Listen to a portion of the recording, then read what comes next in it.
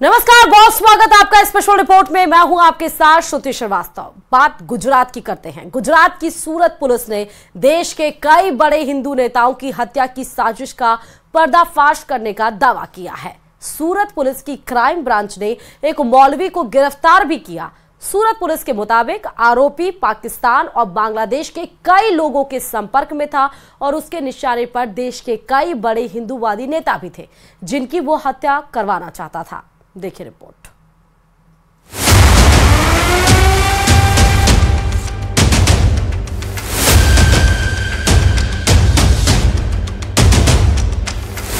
सूरत में हिंदूवादी नेताओं की हत्या की साजिश। नापाक साजिश से पहले मौलवी गिरफ्तार। नापाक साजिश में पाकिस्तान नेपाल कनेक्शन। सूरत पुलिस की गिरफ्त में आए इस शख्स पर ऐसे संगीन आरोप हैं जिसे जानकर हर कोई सन्न रह गया। मौलवी सोहेल अबू बकर नाम के इस शख्स के ऊपर देश के कई बड़े हिंदूवादी नेताओं की हत्या करने की साजिश रचने का आरोप है। सूरत के पुलिस कमिश्नर अनुपम सिंह गहलोत ने बताया कि आरोपी मौलाना के मोबाइल फोन से पुलिस को कई अहम जानकारियां मिली हैं। जांच में पता चला कि आरोपी मौलाना कई हिंदू नेताओं पर हमले और उनकी हत्या की योजना बना रहा था। पुलिस के मुताबिक गिरफ्तार आरोपी मौलाना पाकिस्तान से भी संपर्क में था। आरोपी के मोबाइल फोन में सूरत के राष्ट्रीय सनातन धर्म के अध्यक्ष उपदेश राणा को मारने की प्लानिंग की चैट थी। इसके अलावा हैदराबाद के बीजेपी विधायक टी राजा सिंह और नुपुर शर्मा को धमकी देने और उनको टारगेट करने की प्लानिंग आरोपी के मोबाइल फोन से मिली। यही नहीं, आरोपी के फोन से पाकिस्तान और नेपाल में कई बार कॉल किया गया और पाकिस्तान से हथियार मंगवाने की बात का भी चैट में पर्दाफाश हुआ है। इनको टारगेट करने के लिए इनकी पूरी चैटिंग और पूरी प्लानिंग उसमें इनके मोबाइल फ़ोन में से मिली, आरोपी के मोबाइल फ़ोन से। उसके बाद हम लोगों ने ये भी देखा कि इनके नंबर में पाकिस्तान और नेपाल के लोगों के साथ कंटिन्यूअस इनका जो टॉक हो रही है। उनको 1 करोड़ रुपया देने की बात हो रही है मारने के लिए, और उसके अलावा वेपन मंगाने की बात हो रही है जो है कि वेपन मंगाया जाए पाकिस्तान से, उसके बाद ये टारगेट जल्दी जल्दी किया जाए। अभी पूरी क्राइम ब्रांच की टीम अलग अलग टीम बना के कार्रवाई कर रही है। अभी प्राथमिक दृष्टि ये जो मौलवी सोहेल है ये काफ़ी रेडिकलाइज्ड व्यक्ति है, 27 साल इसकी उम्र है और काफ़ी जो धार्मिक उन्माद से भरा हुआ व्यक्ति है ये। तो और क्या क्या ये लोग करने वाले थे, किसी और को टारगेट करने वाले थे, कब करने वाले, इनके साथ कौन है, वो हमारी अभी इन्वेस्टिगेशन चल रही है। आरोपी की लिस्ट में कई हिंदूवादी नेता थे, लेकिन आरोपी के मोबाइल फोन में मिले चैट के मुताबिक उपदेश राणा को मारने की प्लानिंग पूरी हो चुकी थी। इसके लिए आरोपी मौलवी पाकिस्तान, नेपाल समेत कई देशों के फोन नंबरों पर लगातार संपर्क में था। इसी दौरान आरोपी मौलवी की पाकिस्तानी शख्स से बातचीत पुलिस के हाथ लग गई, जिसमें मौलवी ने उपदेश राणा की हत्या के लिए 1 करोड़ की सुपारी भी दी थी। इस बीच उपदेश राणा को पाकिस्तान, नेपाल और लाओस के फोन नंबरों से धमकी भी मिल रही थी। पुलिस के मुताबिक अपने टारगेट को अंजाम देने के लिए आरोपी कोड वर्ड का भी इस्तेमाल करता था। एक व्यक्ति को पकड़ा गया, एक मौलाना को सूरत से, जिसने 1 करोड़ की सुपारी उपदेश राणा की देने की बात स्वीकारी है या उस प्रोसेस में था मामला, जिस षड्यंत्र को गुजरात पुलिस ने, सूरत पुलिस ने पूरी तरीके से फेल कर दिया है। आगे इसमें बहुत संभावनाएं हैं पूरी परत खुलने की। और अभी 1 महीने पहले गोडादरा पुलिस स्टेशन में मेरी एफआईआर दर्ज हुई थी और मुझे आरडीएक्स से लेकर जो धमकी आती थी, आरडीएक्स लेकर उड़ा देंगे, आईएसआईएस से बोल रहे हैं, हम यहाँ से बोल रहे हैं, कंटिन्यू मेरी 25-30 एफआईआर दर्ज थी। इन्होंने सारे टारगेट को अपना अलग अलग कुछ एक कोड वर्ड दे रहे थे। जैसे उपदेश राणा के नाम से इन्होंने ढक्कन को उड़ाना है, ढक्कन को जल्दी मारना है, तो उनको उपदेश राणा के लिए, तो बाकी लोग के लिए इन्होंने नंबर उनके इकट्ठा कर लिए थे। इनकी प्लानिंग चल रही थी कि उनको भी कनेक्ट करके अपने वर्चुअल ग्रुप में कनेक्ट करके जान से मारने की धमकी भी देना और उसके बाद इनको ग्रुप में गाली भी देना और साथों साथ एग्जीक्यूट करना है। उसकी पूरी प्लानिंग हमें तरस दी, चैट में से हमको अभी तक मिली। सूरत पुलिस आयुक्त अनुपम सिंह गहलोत के मुताबिक पुलिस की पूछताछ में ये भी बात सामने आई है कि आरोपी मौलवी सोहेल ने बातचीत के लिए ऑनलाइन गेम का भी इस्तेमाल किया था, जिसमें चैट की जा सकती है। पुलिस के मुताबिक आरोपी एक धागा फैक्ट्री में मैनेजर के रूप में काम करता था और गांव के बच्चों को धार्मिक शिक्षा देने का भी काम कर रहा था। फिलहाल सूरत पुलिस ये पता लगाने की कोशिश कर रही है कि इस साजिश में और कौन कौन शामिल है।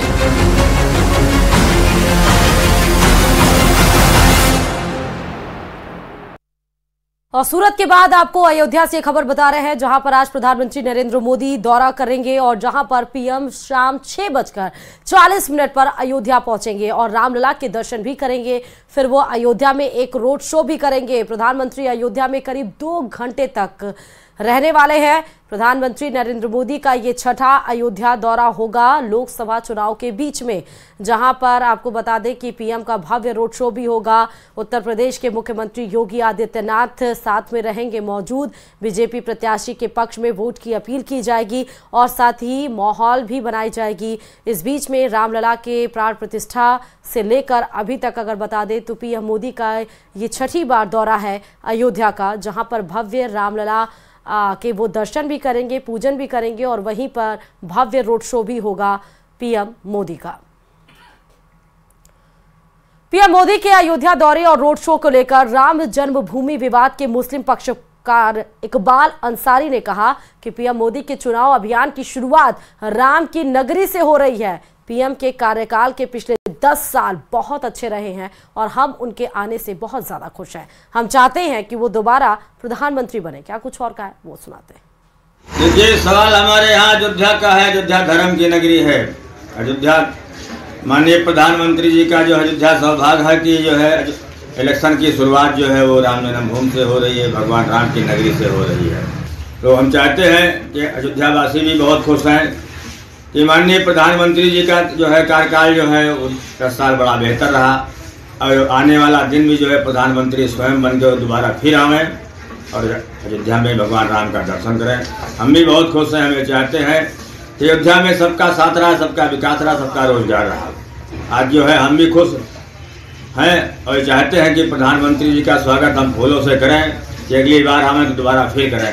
यही हमारा मकसद है। हम ये चाहते हैं कि अयोध्या वो आवें और रोड शो करें और अयोध्या के लोग भी उनका साथ दें और वोट जो है प्रधानमंत्री नरेंद्र मोदी जी को। और 10 साल पहले लापता हुए मलेशिया विमान को लेकर अब एक बड़ा दावा किया जा रहा है। ट्विटर, जिसे अब एक्स कहा जाता है, उस पर एक यूजर का यह दावा है कि इस प्लेन को एलियन ने अगवा कर लिया है। खास बात यह है कि इस विवाद में एलन मस्क की एंट्री हो गई है। एलन मस्क ने कहा कि ये समझने के लिए हमारी ये रिपोर्ट को देखिए, क्योंकि विमान के गायब होने और एलियन के इस गायब करने की कहानी आपको भी हैरान कर देगी।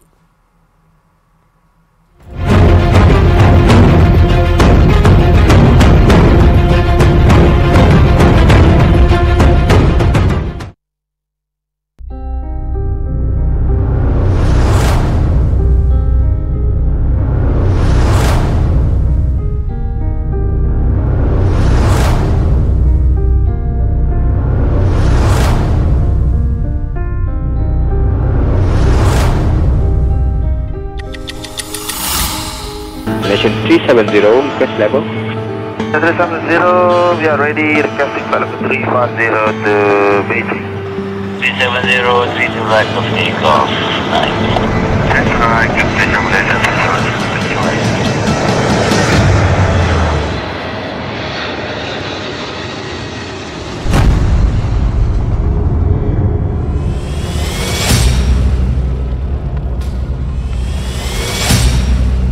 जमीन खा गई या आसमान निकल गया, 10 साल बाद भी नहीं मिला सुराग। क्या एलियंस ने उड़ा लिया विमान?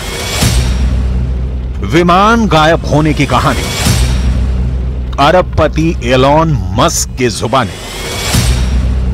8 मार्च 2014 मलेशिया एयरलाइंस का बोइंग 777 मलेशिया के कुआलालंपुर से चीन के बीजिंग के लिए उड़ान भरता है। 4348 किलोमीटर का फासला बोइंग 777 को 6 घंटे 20 मिनट में तय करना होता है, लेकिन उड़ान भरने के 29 मिनट बाद विमान हवाई यातायात नियंत्रण रेडार डिस्प्ले से गायब हो गया। 10 साल बीत गए। 227 यात्रियों और 12 क्रू मेंबर के साथ उड़े इस विमान की अब तक कोई जानकारी नहीं मिल सकी है। दुनिया के सबसे रहस्यमय हादसे के बारे में तब से लगातार अलग अलग दावे किए जाते रहे हैं। अब ऐसा ही एक दावा एक शख्स ने किया है कि विमान के गायब होने के पीछे एलियन का हाथ हो सकता है। सोशल मीडिया प्लेटफॉर्म एक्स पर एक यूजर ने एक वीडियो शेयर किया है जिसमें प्लेन के पास एक रहस्यमयी चीज उड़ती दिखाई दे रही है। एलियन को लेकर यूजर के दावे पर अंतरिक्ष एजेंसी स्पेस एक्स के सीईओ एलॉन मस्क ने प्रतिक्रिया दी है। मस्क के जवाब से पहले एक्स यूजर ने क्या कहा है वो जान लीजिए। एस्टन फोर्ब्स नाम के एक्स यूजर ने वीडियो शेयर करते हुए लिखा है कि MH370 वीडियो, ये चीज विमान के इतने करीब उड़ रही है कि ये एक ऑपरेशन का संकेत देती है। यूजर ने आगे लिखा है कि ये कोई धातु का गोला नहीं है, ये कक्षा के चारों ओर एक प्लाज्मा क्षेत्र है।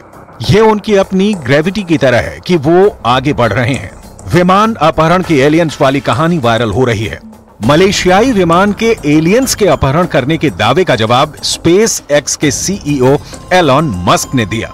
मस्क ने एलियन की मौजूदगी के दावे से इनकार करते हुए लिखा है कि मैंने एलियन का कोई सबूत नहीं देखा है। अगर मैं देखूंगा तो मैं इसे निश्चित ही तुरंत एक्स पर पोस्ट करूंगा। स्पेस एक्स के पास पृथ्वी की कक्षा में लगभग 6000 सैटेलाइट हैं और हमें एक बार भी घूमते समय एलियन का सामना नहीं हुआ है। जब यह विमान गायब हुआ था उस वक्त विमान की तलाश में 26 देशों के 18 शिप, 19 एयरक्राफ्ट और 6 हेलीकॉप्टर लगे हुए थे।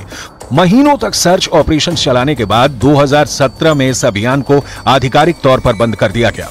आखिरकार मलेशियाई सरकार ने विमान में सवार सभी लोगों को मृत मान लिया। हालांकि 2019 में अमेरिका की एक कंपनी ने फिर से तलाशी अभियान शुरू करने का ऐलान किया था। सवाल है कि कहां गायब हो गया मलेशियाई विमान? इसका जवाब फिलहाल किसी के पास नहीं है। हालांकि थ्योरी कई है कि विमान कैसे गायब हुआ।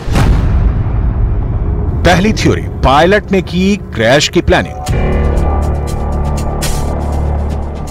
एक्सपर्ट का मानना है कि उन्होंने दुनिया भर में रेडियो फ्रीक्वेंसी में हुई गड़बड़ी को ट्रैक करके विमान के अंतिम रास्ते का पता लगा लिया था। समुद्र के ऊपर विमान के रास्ते में हैरतअंगेज पैटर्न पाए गए थे। ऐसा तब होता है जब पायलट जानबूझकर एयरक्राफ्ट के इंजन को बंद कर दे। इस थ्योरी के मुताबिक विमान का रास्ता सीधा था, तो हो सकता है कि पायलट जहारी अहमद शाह ने उसे ऑटो पायलट मोड पर रखा हो। इस दौरान यह भी दावा किया गया था कि विमान का संपर्क खुद नहीं टूटा था, बल्कि इसे तोड़ा गया था। एक्सपर्ट और ब्रिटिश बोइंग 777 के पायलट साइमन हार्डी ने कहा कि फ्लाइट MH370 समुद्र की गहराइयों यानी समुद्र में बनी खाई में है। कैप्टन जहारी अहमद शाह ने इसे क्रैश करने की प्लानिंग की थी। फ्लाइट के प्री डिपार्चर डॉक्यूमेंट से यह साबित होता है। एक नहीं, कई एक्सपर्ट ने पायलट के ही विमान को क्रैश करने की प्लानिंग करने की बात कही। 1 महीने पहले एक्सपर्ट्स ने आशंका जताई थी कि प्लेन के कैप्टन ने विमान को क्रैश करने की योजना बनाई थी। हालांकि इस थ्योरी में कितनी सच्चाई है, इसे लेकर किसी के पास बताने के लिए कुछ भी ठोस नहीं है। दूसरी थ्योरी, हिंद महासागर में समाया विमान। अमेरिका की एक कंपनी ओशन इन्फिनिटी ने दावा किया था कि उनके पास MH370 विमान की क्रैश लोकेशन है। कंपनी ने मलेशियाई सरकार के सामने हिंद महासागर में नए सिरे से खोज शुरू करने का प्रस्ताव भी रखा। तीसरी थ्योरी, एलियंस ने विमान का अपहरण किया। एलियंस को लेकर दुनिया भर में करोड़ों बातें हैं और हजारों थ्योरी हैं। कभी आसमान में दिखने का तो कभी बर्फिस्तान में दिखने का। लेकिन क्या एलियंस होते हैं? इसका सबूत किसी के पास नहीं है जिसे प्रयोगशाला में टेस्ट किया जा सके और फिर कोई एक राय बनाई जा सके। जितने मुंह हैं उतनी बातें हैं। मलेशियाई विमान को एलियंस ने ही गायब कर लिया, या किसी तकनीकी खराबी से क्रैश हुआ, या विमान के पायलट ने ही क्रैश करवा दिया। जब तक किसी तरह की कोई ठोस जानकारी नहीं मिल जाती, बता पाना मुश्किल है। सितंबर में ब्रिटेन की रॉयल एरोनॉटिकल सोसाइटी में एरोस्पेस के 2 एक्सपर्ट ने रिसर्च के बाद उस नए क्षेत्र की जानकारी दी थी जहां प्लेन के गायब होने की आशंका है। उन्होंने कहा था कि इस इलाके में 10 दिन के अंदर छानबीन पूरी की जा सकती है। एक्सपर्ट के मुताबिक जिसने भी प्लेन हाईजैक किया वो बेहद अनुभवी था। उसने पूरी प्लानिंग के साथ इसे अंजाम दिया। प्लान के केबिन में दबाव को खत्म कर दिया गया ताकि मलबा ज्यादा ना हो और इसे ढूंढा ना जा सके। एक बार फिर विमान की तलाश के लिए अभियान चलाने की बात की जाने लगी है। पिछले महीने हादसे के 10 साल पूरे होने पर लापता यात्रियों के परिजनों ने चीन की सरकार से एक बार फिर खोज शुरू करने की अपील की थी। इस विमान में सवार ज्यादातर लोग चीनी नागरिक थे। मलेशियाई विमान के गायब होने की वजह क्या रही, जब तक नए सिरे से इसकी जांच नहीं होती कोई नहीं बता सकता। लेकिन एलियन ने इस विमान को अगवा किया, ये खबर वायरल तो हो सकती है। सच्चाई के कितने नजदीक है ये इस बात से साबित होता है कि एलियन होते हैं या नहीं। तो पहले तो यही तय करना मुश्किल है कि एलियन का अस्तित्व है, और इसके बाद ही विमान के एलियन के गायब करने की थ्योरी पर रिसर्च किया जा सकता है।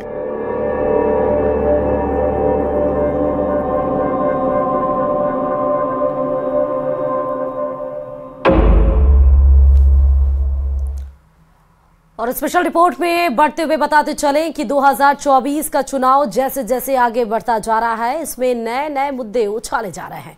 इस बार सेना और सनातन को भी सियासी हथियार बनाने की कोशिश की गई। यह मुद्दा तेजस्वी यादव ने उठाया तो प्रधानमंत्री नरेंद्र मोदी ने इस मुद्दे पर तेजस्वी यादव के साथ साथ कांग्रेस को भी करारा जवाब दिया है। देखिए रिपोर्ट।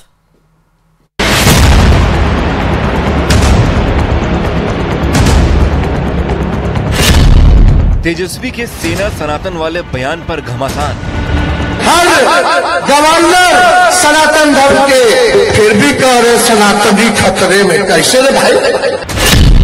तेजस्वी के बयान पर पीएम मोदी का पलटवार। ये आरजेडी के लोग उसे हिंदू मुसलमान की नजर से देखते हैं। 2024 की लड़ाई सेना और सनातन पर आई।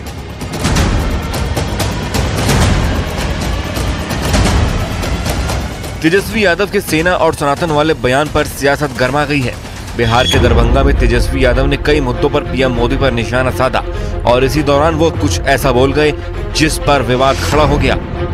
खतरा है सनातनी के, प्रधानमंत्री हमारे सनातन धर्म के, राष्ट्रपति सनातन धर्म के, तीनों सेना के अध्यक्ष सनातन धर्म के, सब मुख्यमंत्री सनातन धर्म के, हर प्रदेश के हर गवर्नर सनातन धर्म के, फिर भी कह रहे सनातनी खतरे में, कैसे रे भाई? सनातन और सेना पर दिए गए तेजस्वी के बयान का जवाब प्रधानमंत्री नरेंद्र मोदी ने दिया। दरभंगा की रैली में पीएम ने कहा कि आरजेडी की सोच देश को बांटने वाली है। ये गिनना शुरू कर दिया है कि सेना में कौन हिंदू है, कौन मुसलमान है, यही इनका असली चेहरा है। ये लोग समाज को बांटने के लिए, देश की एकता तोड़ने के लिए कुछ भी कर सकते हैं। मां भारती की रक्षा के लिए जो सीने पर गोली खाता है वो पहले भारतीय होता है। और ये आरजेडी के लोग उसे हिंदू मुसलमान की नजर से देखते हैं। दरभंगा की रैली में प्रधानमंत्री नरेंद्र मोदी ने सिर्फ आरजेडी पर ही निशाना नहीं साधा, बल्कि उन्होंने कांग्रेस पर भी सवालों की बौछार कर दी।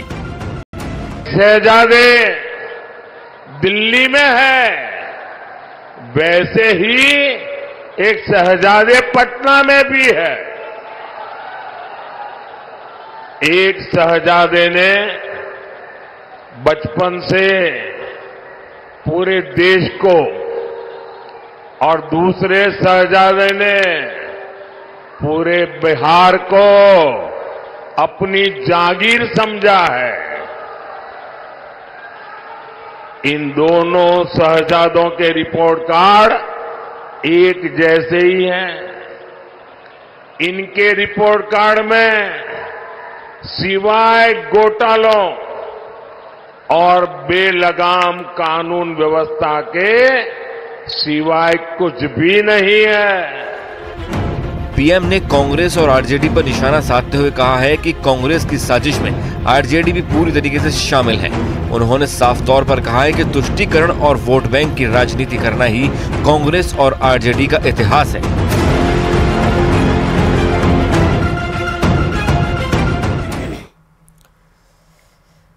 और प्रदेश में गर्मियों में पानी की किल्लत आम है, लेकिन हर 5 साल में सरकार बदलने के बाद भी यहां सूरत नहीं बदल रही है।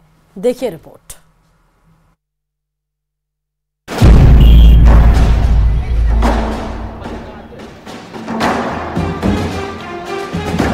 भीषण गर्मी के साथ ही जल संकट गहराया। शहर से गांव तक लोग हलकान, पल पल पानी के लिए संघर्ष। सूखे पड़े हैं हैंडपंप, कैसे बुझे प्यास। तस्वीरें 3 हैं, लेकिन बानगी एक ही। जीवन की सबसे बुनियादी जरूरत पानी की घनघोर किल्लत। जैसे जैसे पारा बढ़ रहा, पेयजल संकट ने ग्रामीणों और शहरवासियों का जीवन दुश्वार कर दिया। महंगे पानी के टैंकरों के लिए ग्रामीणों को 500 से 700 रुपए प्रति टैंकर चुकाने पड़ते हैं। आपके टेलीविजन स्क्रीन पर नजर आ रही ये 3 तस्वीरें जिम्मेदारों की कथनी और करनी का फर्क बता रही हैं। जब धरती तप रही हो और आसमान से आग बरस रही हो, हर 5 मिनट बाद गला सूख रहा हो और पीने के लिए पानी तक ना हो, कभी सोचा है उस हाल में इंसानों और बेजुबानों पर आखिर क्या गुजरती हो? नहीं ना। जिस सवाल का जवाब आपको परेशान कर रहा, उस हाल में प्रदेश के हजारों लाखों जिंदगी बसर करने के लिए मजबूर हैं। पानी की राह देख रहे लोगों की ये तस्वीरें अजमेर से आई। गर्मी बढ़ने के साथ ही अलग अलग क्षेत्र में कम प्रेशर और 3 से 4 दिनों में पानी की सप्लाई हो रही, जिससे लोगों का सब्र अब जवाब दे चुका है। जलदाय विभाग के आगे महिलाएं मटका फोड़कर अपना विरोध जता रही। हमारी पूरी कोशिश रहेगी कि जो बीसलपुर से सप्लाई हम दे रहे हैं उसको नियमित रूप से सुचारू रूप से दे सकें। बूंदी के हिंडोली क्षेत्र में पानी के लिए लोग मरने मारने पर आमादा। जिस हाल में लोग जी रहे हैं उसमें लड़ाई झगड़ा अस्वाभाविक भी नहीं कहा जा सकता। जरा सोचिए, जहां घंटों इंतजार के बाद भी पानी मिलने की कोई गारंटी ना हो, वहां टैंकर नजर आने के बाद कोई कहां तक आखिर सब्र रख सकता है। ये बात और है कि मारपीट करने वाले भी अंत में अपनी बाल्टी नहीं भर पाते। टैंकर आता है, उसमें भरता है, पाती है। तो लड़ाई झगड़े होते हैं, बहुत लड़ाई झगड़ा होते हैं ना। पानी बढ़ने ही नहीं देता है, इधर उधर चराचरी फालता है। बहुत दिन भर भटक रहा, बहुत परेशानी आ रही है साहब, हमारा बहुत परेशानी आ रही है। गर्मी में अचानक पानी नलकूपों में सूख जाने से काफ़ी संकट गहरा गया है और अभी हम टैंकरों द्वारा मुख्य गांव पेच की बावड़ी में 4 टैंकर पर डे, 2 टैंकर काला माल, 1 बीकरण, 1 भीमगंज, 1 मोतीपुरा लाकर लोगों को राहत पहुंचाने का काम कर रहे हैं। गर्मी बढ़ने के साथ ही शहर से लेकर गांवों तक पानी की किल्लत शुरू हो गई। तस्वीरें डूंगरपुर की हैं, जहां 13% हैंडपंप का पानी घटते जल स्तर से पूरी तरीके से सूख चुका है, लेकिन विभाग सिर्फ 3% हैंडपंप ही खराब होने का दावा कर रहा। जानकार कहते हैं कि खराब हैंडपंप ज्यादा हैं, जबकि मिस्त्री गिनती के हैं। जाहिर है गर्मी के मौसम में हैंडपंप का घटता जल स्तर लोगों की मुश्किलें बढ़ा देगा। पानी की परेशानी बयान करती इन तस्वीरों के लिए हम कुदरत को भी कसूरवार नहीं ठहरा सकते। हर साल गर्मी से लोग पानी के लिए भटकते हैं और किसी जिम्मेदार तक बेबसों की गुहार नहीं पहुंचती, या पहुंचती भी है तो समस्या के समाधान की ईमानदार कोशिश नहीं की जाती। Bureau report, news 18 Rajasthan.